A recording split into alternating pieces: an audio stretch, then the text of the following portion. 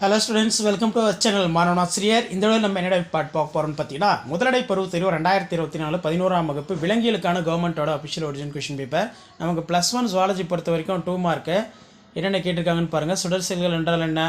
மண்புழுக்களின் சுய கருவுறுதல் நடைபெறவில்லை ஏன்? ஆண் தவளை பெண் தவளைக்கு இடையே உள்ள வேறுபாடு, கரப்பாம்பூச்சியின் வகைப்பாட்டு நிலையினை எழுதுக, சிற்றினங்களை கண்டறியும் தானியங்கி கருவிகள் இதன் விடனை குறிப்பிட, முப்பெயரிடு முறை என்றால் என்ன, பேருலக ஆர்க்கியா பற்றி சிறுகுறிப்பு வரைக, மண்புழுவில் காணப்படும் 3 நெப்டீரியங்கள், கரப்பான்பூச்சியில் செரிமான மண்டலம் பாகங்களுடன் படம் வரைங்க, பயாப்சி ஆட்டாப்சி வேறுபடுத்துக, மீன்களில் காணப்படும் காற்றுப்பைகள் பண்புகள் பற்றி எழுது.